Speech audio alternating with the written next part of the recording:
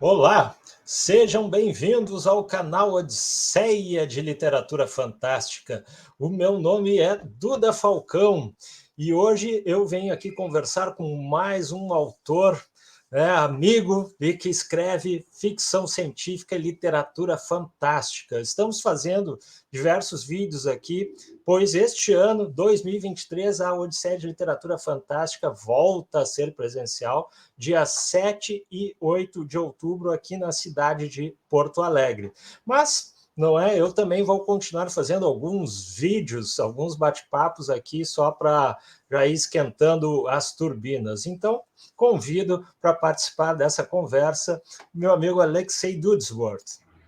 E aí, meu amigo, tudo bem? Não E errei aí, muito o sobrenome, fala para o pessoal aí como não, é que se pronuncia. Dot, mas nem eu sei falar direito. Assim, quando era criança, a professora perguntava: meu filho, qual é seu nome? Eu dizia: não sei dizer, professora.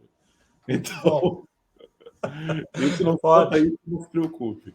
Maravilha, cara. Pô, assim, em primeiro lugar, o que eu peço para todos, né, é para que vocês se apresentem, né? Quem é o Alexei? Óbvio, né? Eu sei que tu é um escritor, um grande escritor, né, desse campo que é a literatura fantástica, ficção científica, mas tu também faz outras coisas, outros trabalhos que têm relação, que eu acredito que te ajudam na base, né, em pensar a ficção científica que tu escreve.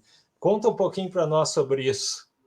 Eu acho até que você definiu bem, porque tem muita gente que diz assim: ele é um acadêmico que escreve ficção fantástica. Eu digo, não, é ao contrário. Eu sou um escritor de ficção fantástica que faz cursos acadêmicos. Assim. O que eu mais gosto de fazer, o meu lado A, é escrever roteiros e livros de ficção fantástica. A universidade, eu me formei em filosofia, cursei astronomia, não concluí o curso de astronomia, tranquei, porque fiz mestrado em filosofia, doutorado em filosofia, depois eu voltei para astronomia, aí eu concluí um mestrado agora em astronomia, mas tudo isso é porque eu gosto muito de estudar e também porque me fornece material abundante para poder utilizar Uhum. em obras ficcionais. Né? Tanto a filosofia quanto a astronomia. A astronomia, principalmente, oferece um manancial de temas que não tem fim. Eu me identifiquei muito com um amigo meu, Gerson Lode Ribeiro, que também é escritor de ficção fantástica, ficção Uhum. científica. Pô, tem que convidar o Gerson aí. O Lembrou? Gerson, o Gerson ele me disse numa entrevista que eu fiz para a universidade, ele disse assim: eu cursei astrofísica para poder ter material científico bom para a minha escrita de ficção científica. É mais ou menos a mesma coisa. Eu Uhum. gosto, assim, eu sou uma pessoa muito dedicada à academia, né?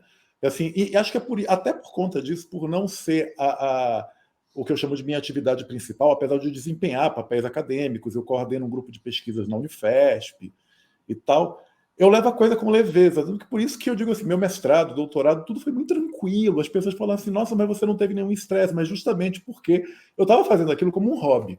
O trabalho sério, o trabalho sério é escrever ficção científica. O resto eu levo assim, meio que como um hobby Que e termina maravilha. fluindo bem, justamente porque eu não estou tão preocupado com isso.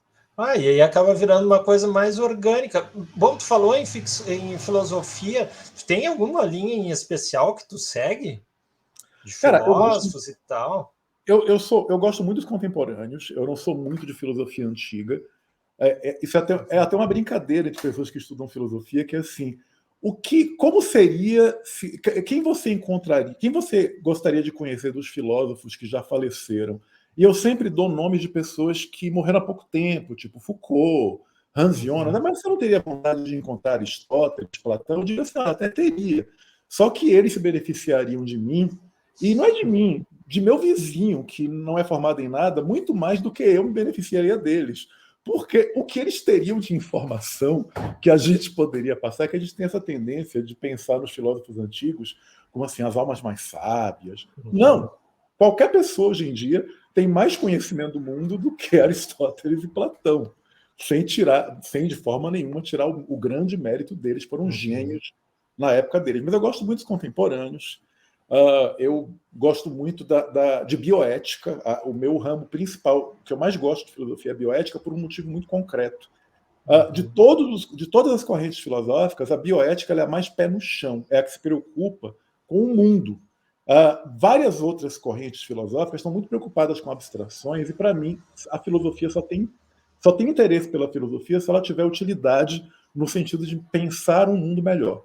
Qualquer outra coisa eu trato mais como curiosidade, acho interessante, mas me interessa muito mais a bioética. Legal demais, cara. Eu também gosto bastante de Foucault, né? Não sou da área da filosofia, mas são grandes contribuições que ele traz, né, para a sociedade, para a cultura, né? Como a gente pode se organizar, bem legal mesmo. Cara, e aí como isso se reflete na tua literatura? Me fala teus livros, fala de alguns deles. Tu tem vários premiados, e premiados pelo Prêmio Argos, né? Foi pela Argonautas também, aliás, pela Odisseia de Literatura Fantástica premiada. Eu falo Argonautas porque não sai da minha cabeça a editora que eu tive lá com meu amigo César Alcázar, nos primórdios, aí eu acabo falando em Argonautas. Mas... Pode falar. Eu me lancei no mundo o meu lançamento no mundo da ficção científica foi até uma surpresa, porque assim, eu escrevi o meu primeiro livro, que foi 18 de Escorpião, por conta de uma experiência que eu tive. Eu fiquei um mês acampado na Amazônia, convivendo com os indígenas do povo ticuna, aprendi muita coisa com eles, e naquele momento que eu estava ali, eu comecei a viajar numa ideia. Eu fiz assim, poxa, isso daria uma ficção científica bacana. Escrevi, e aí, no outro ano, me procuraram no Facebook e disseram: o seu livro está concorrendo ao Argos. Eu fiz assim, mas eu não me inscrevi em nada. Aí disseram: não, existe um prêmio, mas você não precisa se inscrever, quem premia são os leitores. Aí que eu descobri que tinha um clube de leitores de ficção científica, e achei interessante. Aí o meu livro ganhou o prêmio. E você veja que coisa, né? O Argos, ele é um prêmio que muita gente subestima, diz assim, não é um prêmio assim do porte de um jabuti. Mas, para vocês terem uma ideia, eu fui procurado esse ano por uma editora de Barcelona que chegou a mim dizendo que queria traduzir 18 de Escorpião para o catalão. E foram muito claros. Assim, a gente viu que o seu livro é um livro que trata de temática indígena, foi o ponto principal que atraiu a atenção da gente, e o seu livro ganhou o prêmio Argos. Quer dizer, de alguma forma, e quando eu ganhei, saiu, eu lembro quando eu ganhei, hoje saiu num site estrangeiro, vencedores do Prêmio Argos 2014, eu acho, foi quando eu ganhei, ou foi 2015, eu não lembro bem, acho que foi 2015. Vencedores do Argos 2015, e aí tinha melhor conto, melhor livro e tal, saiu num site estrangeiro. Eu me lembro que a entrega do prêmio foi na JediCon. Foi bem bacana, foi uma experiência muito interessante. O livro vendeu, eu mudei de editora, né? Foi quando eu conheci o Eric, da editora Draco. E depois, agora, o meu livro mais filosófico, o livro que mais tem filosofia, é O Esplendor, e eu acho que ganhou depois o Argos de novo, né? Ganhou o Argos, ele foi publicado em 2016, ganhou o Argos em 2017. E foi o pessoal do Ficções Humanas, do blog Ficções Humanas, que sei qual uma parada do Esplendor, porque o Esplendor ele é o inverso da Caverna de Platão, de propósito. Porque na Caverna de Platão, o que é que a gente tem? E eu sempre achei a Caverna de Platão uma metáfora pretensiosa. E eu lembro quando eu fazia bacharelado, uma professora minha disse a mesma coisa. Ela disse assim, porque qual é o mito da Caverna de Platão? Você tem a caverna, pessoas vivendo na caverna e olhando as sombras, né? A luz do sol entra pelo fundo e as pessoas veem as sombras. Até que um dia alguém tem a coragem de sair da caverna e vê a luz verdadeira e descobre que estava apenas olhando para ilusões. Aí eu tenho essa professora, a Glória Gamboa, é uma chilena, e ela dizia assim, mas quem garante que essa pessoa que saiu da caverna não apenas foi para uma outra caverna ainda mais sofisticada, mais ilusória? Traduzindo em miúdos, a pessoa que toma a tal da Red Pill para sair da Matrix, que garante a Matrix, se ela não entrou numa Matrix mais sofisticada ainda. Então, o Esplendor é o contrário, é um mundo alienígena, é um mundo inspirado em Nightfall, de Asimov, é claramente inspirado, logo no começo eu coloco, eu digo, olha, é inspirado na cosmologia de Nightfall. Quer dizer, é um mundo que tem 6 sóis, não anoitece nunca. E nesse mundo, as pessoas não dormem, elas não têm pálpebra, ou seja, elas não conseguem nem fechar os olhos, As casas delas são todas feitas de cristal, não existe privacidade, ou seja, é luz o tempo inteiro, não existe escuridão nem como conceito, elas não entendem nem o significado da palavra escuro. Até que nasce uma criança mutante, que é uma criança com pálpebra, uma criança que dorme, pensam que ela morreu e ressuscitou, e ela encontra uma semelhante a ela, que é uma mulher também com pálpebra, que dorme, e que ela vai revelar a verdade para essa criança, e para ela revelar a verdade, ela tem que entrar numa caverna com a criança. Então é o contrário do mito de Platão. Para você sair daquele mundo ilusório, né? Não vou dar spoiler, quem quiser ler O Esplendor, mas para sair daquele mundo de luz absoluta, para você descobrir a verdade, só entrando na caverna. Isso eu digo que é o contrário da caverna. Muito bom. Grande ideia, né? Grande ideia. Né? O que é? A gente vai se perguntar o tempo todo, né? O que é a verdade, né? Porque para um ou para outro, para quem está na caverna ou fora dela, a verdade está incompleta se tu não fizesse esses dois caminhos, talvez, ou quantos outros caminhos que vão aparecer, né? Mas muito bom argumento, legal demais. Mas eu vi também, além disso, bom, contos, romances, e tem os quadrinhos também, né? Que são também publicações pela Draco, né? A quadrinho até hoje só publiquei pela Draco. Uhum. Né? O meu primeiro... Eu escrevo livros de ficção fantástica desde 2000. O primeiro livro foi 18 Escorpião, em 2014. O primeiro quadrinho eu sempre gostei. Quando eu era criança, eu queria ser roteirista de quadrinho. É engraçado que assim, eu nunca quis ser desenhista de quadrinho. A minha família toda é de pessoas que desenham muito bem. Todo mundo. Eu não sei desenhar nem boneco palito. Eu sou o único. E eu fui o único que se interessou por quadrinhos. Agora, eu criança, eu sabia que eu queria fazer roteiro de quadrinho. Eu não queria desenhar. E em 2017, não, isso, eu estava fazendo um doutorado lá na Itália, a Draco lançou um edital para aquela coleção Demônios da Goethe. Sei. Eu fiz um roteiro, o roteiro foi selecionado, foi burilado pelo Rafael Fernandes, que é um grande editor de quadrinhos. E aí eu não parei. Depois que a gente lançou Demônios da Goetia, eu praticamente lancei de 1 a 2 quadrinhos por ano, ou seja, eu produzo mais quadrinho do que livro, porque também é mais fácil fazer roteiro. Né? Um roteiro de quadrinho eu faço em, sei lá, um mês, 2 semanas. Saros, que é o meu primeiro romance gráfico longo, eu fiz aquele roteiro em 2 meses. Tem mais de 100 páginas, né? Fiz em 2 meses. Um livro não, né? O Esplendor eu levei 6 meses escrevendo.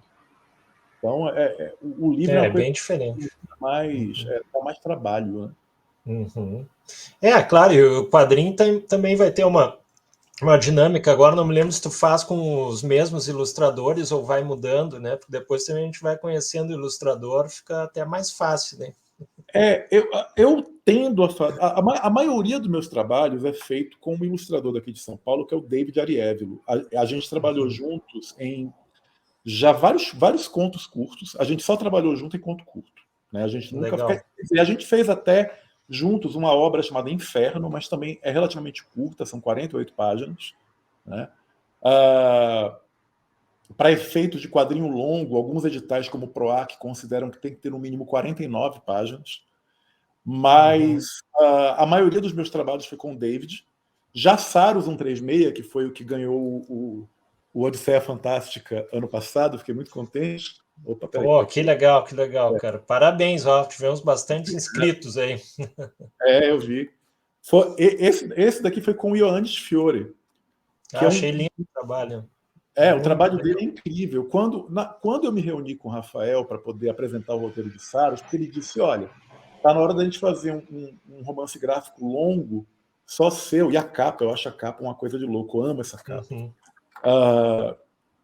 Na hora que eu falei do roteiro, eu disse, olha, eu queria que fosse o Ioannis, porque eu já conhecia o trabalho dele. E aí fiquei feliz que o Ioannis topou. Mas foi um trabalho pesado, porque foram 2 anos, mais de 2 anos fazendo Saros. Porque quando o Ioannis começou, o pai dele faleceu. Aí a gente entrou na pandemia. Foi uma série de coisas e claro, tipo, fazer um roteiro de mais de 100 páginas, eu levo 2 meses, o desenhista vai levar 1 ano, cara. Porque com certeza. E se não tiver nenhum imprevisto, né, como teve, então demora muito mais. E conta para nós um pouquinho, então, dá uma sinopse aí do Saros 136, como é que é Então, essa história, hein? Saros, ele é uma história que, assim, ela está centrada em torno do que, o que é um Saros. Saros é um termo em astronomia que designa o ciclo de eclipses solares ou lunares.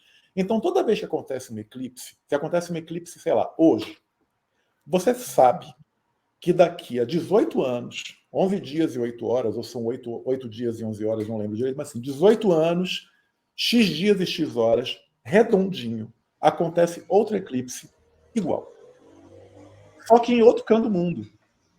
E isso vai acontecendo, e por isso cada eclipse pertence a um ciclo Saros. Então, por exemplo, no dia 2 de agosto de 2027, agora, vai acontecer um eclipse solar total do ciclo Saros 136 em Luxor, no Egito. Mas esse mesmo eclipse, desse mesmo ciclo, aconteceu em 1919, em Sobral, no Ceará. Ou seja, a história ela se passa em 5 momentos diferentes do tempo. Ela é contada. Ela começa sendo o conto de uma mãe para o seu filho, dizendo: olha, eu tenho que te contar sobre o dia que você nasceu. Foi um dia que aconteceu uma grande escuridão. Mas para você entender, eu vou te mostrar.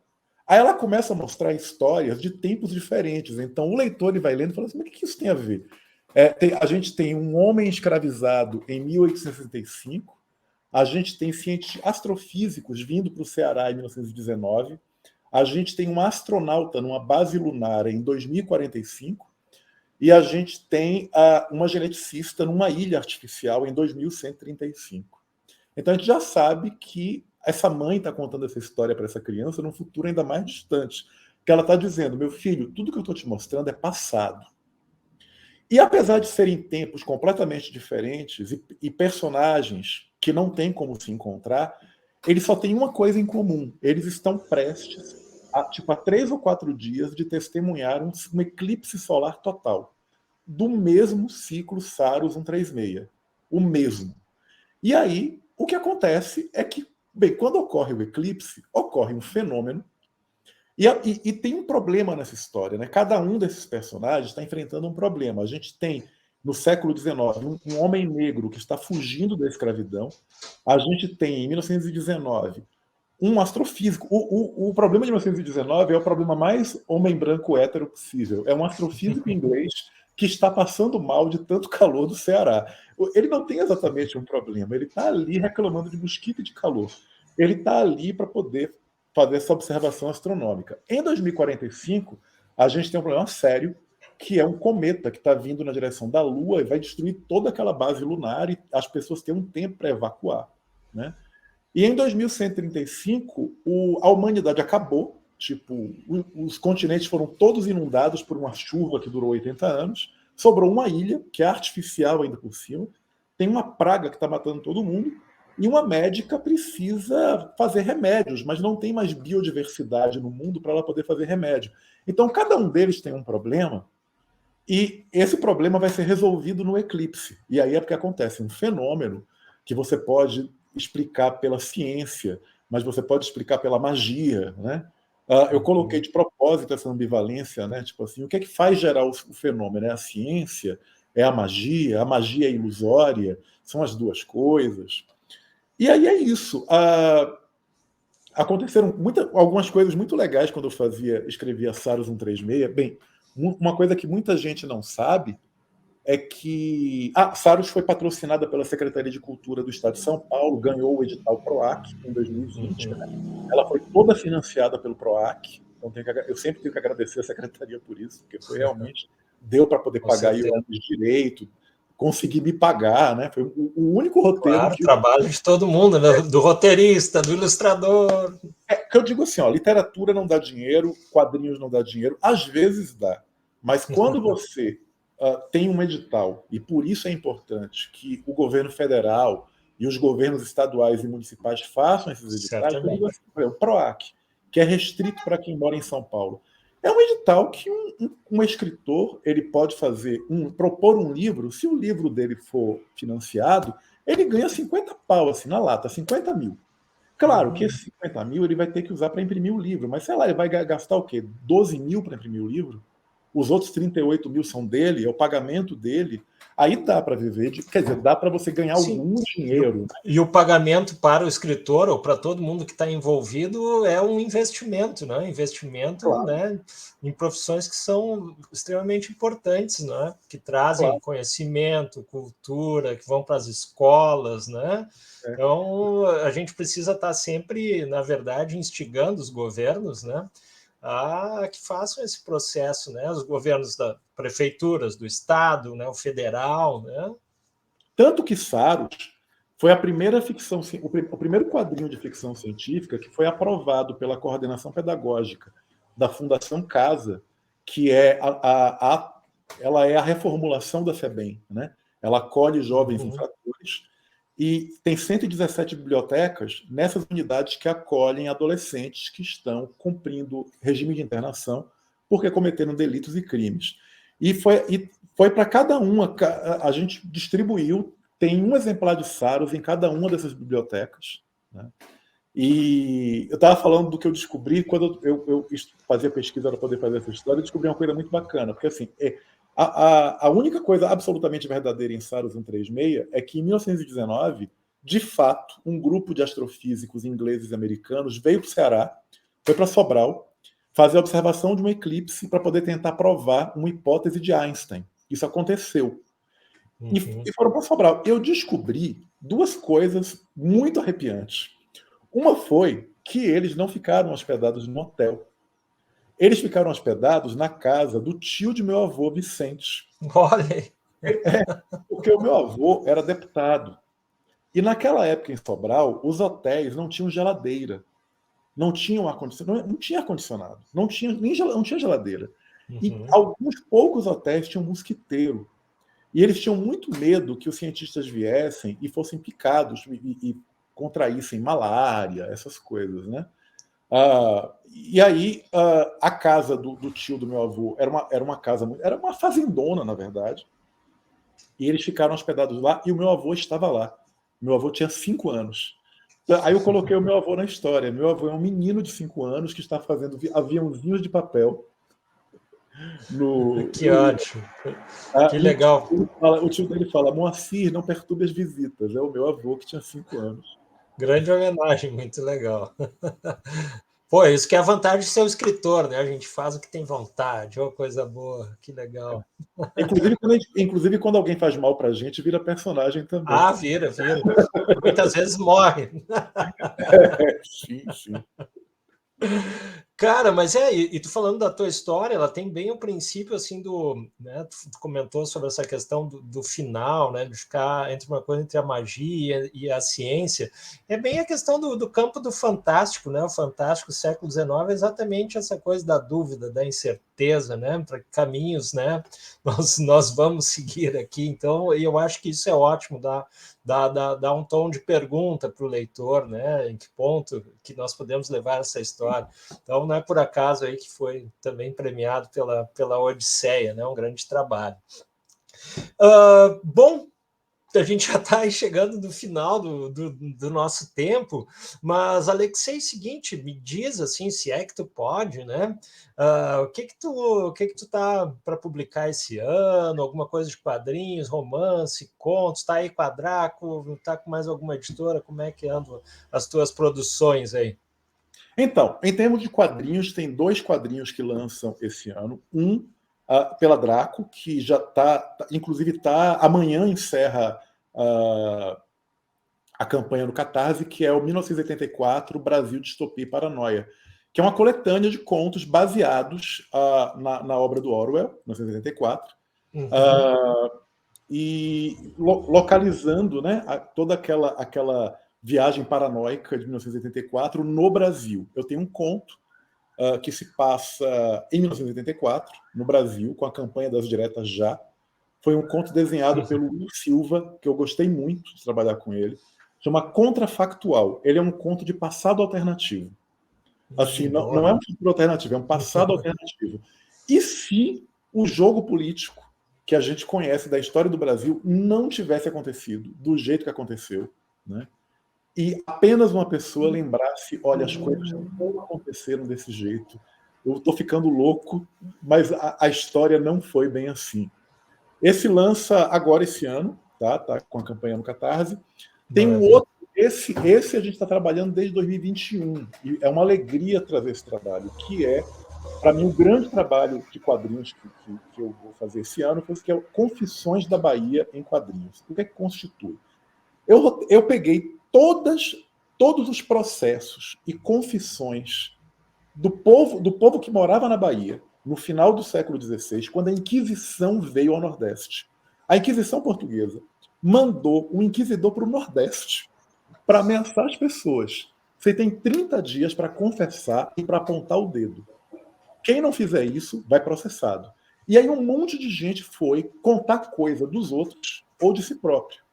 Aí eu peguei 7 histórias cabeludas e roteirizei seguindo fielmente o que foi dito. E eu vou dizer para vocês que a Inquisição detalha é um livro pornô. E eles detalham, a Igreja Católica da época detalhou com todas as minúcias, o que as pessoas faziam na cama, né? O que elas iam fazer. E assim, com termos engraçadíssimos, que são termos da época. Então, membro nefando, é pênis. Então, o que eu fiz? Reuni um time de desenhistas, né? Estão trabalhando na obra Roberta Cirne, que é uma desenhista premiada de Pernambuco, Hugo Canuto, autor do Conto dos Orixás, tá o David Arievilo, tem estreantes como a Kirna Shawnee, que é da Bahia, a gente tem o Isaac Sagara, que é daqui, daqui de São Paulo, que trabalha com o pessoal da Mino, né, que já fez vários trabalhos de narrativas periféricas, é um garoto muito bacana. E aí vai sair esse ano, é um conto longo sobre um padre horrorizado com as coisas que ele ouve das confissões da Bahia, né? Inclusive, depois eu descobri que tem uma galera de Salvador roteirizando uma série para canal de streaming. Ou seja, primeiro vai sair meu quadrinho e depois vai sair por canal de streaming que é baseado nos mesmos processos, só que meu quadrinho vai sair antes. Espero que os dois se ajudem. Claro! O Confissões da Bahia vai sair independente. Eu decidi que eu queria fazer ele independente. Eu vou fazer ele pelo Catarse, não vou fazer por editora nenhuma. Que é muito mais, inclusive, para um processo de estratégia. Tipo assim, os concursos, eles têm assim, quadrinho que ganhou por editora, quadrinho por edição independente. Eu quero concorrer por edição independente. E em termos de livro, de romance, tem um pela editora Globo, que eu comecei a produzir, que vai ser lançado ano que talvez até esse ano. Eu estou em conversa com o meu editor, que é uma encomenda muito interessante. Assim. Eles me lançaram um desafio. A gente quer um livro de ficção científica para adolescentes que possa entrar no plano de livro didático, no Plano Nacional de Livro Didático, PNLD. Então a ideia é fazer um livro de ficção científica que possa ser colocado na escola. Então, até porque tem toda aquela demanda dos adolescentes, a gente queria ler uma coisa diferente, nada contra Dom Casmurro, é muito bacana, sim. Clarice Lispector, que eu amo. Claro, a Globo faz pouco lançou o Clube da Globo, Clube Livros, como é que é? É que tu participou da ficção científica e eu do horror dos contos, né, de contos. Isso. Agora eu lembrei. Então, esse livro que eu estou produzindo para lançar provavelmente esse ano, no mais tardar no começo do ano que vem, é o meu conto versão expandida. Legal. O conto ele vai ganhar uma versão que é uma versão muito maior e vai ficar muito bacana porque vai dar para criar uma série de tramas, porque conto é uma coisa que você tem que entrar para o nocaute, você não pode ficar aprofundando personagens, tanto que quando eu comecei a fazer o conto, quem for ler, a minha protagonista tinha um namorado, eu tive que acabar com o namorado, não cabia namorado, senão...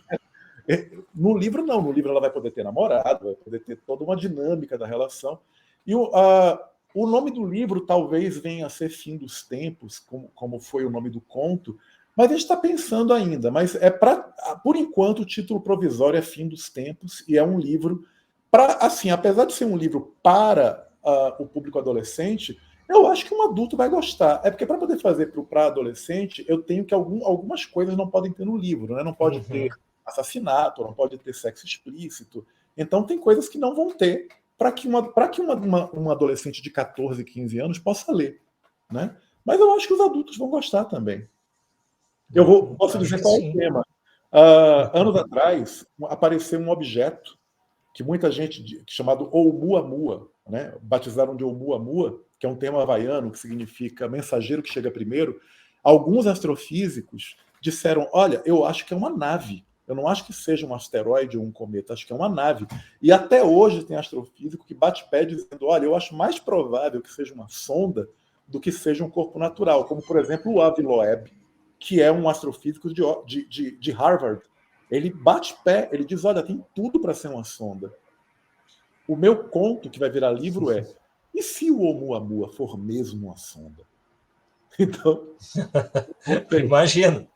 Legal, cara, legal. Bom, Alexei, muito obrigado, cara. Foi ótimo te escutar falando sobre os teus trabalhos aí, né? Quero ler mais do que tu escreve. Muito obrigado mesmo e agradeço, né, tua participação, de todos aqui que nos acompanham no canal Odisseia de Literatura Fantástica. Para quem assistir até dia 31 de maio, ainda estão abertas as inscrições para o Prêmio Odisseia de Literatura Fantástica em 10 categorias aí diferentes, né, do campo da literatura fantástica, como horror, fantasia e ficção científica. Agradeço a presença aí do Alexei, né, e o like de vocês aí. Um abração para todos e todas. Até mais. Tchau. Valeu, pessoal. Vida longa e próspera. Obrigado, Duda. Um abraço. Valeu. Tchau, tchau. Tchau.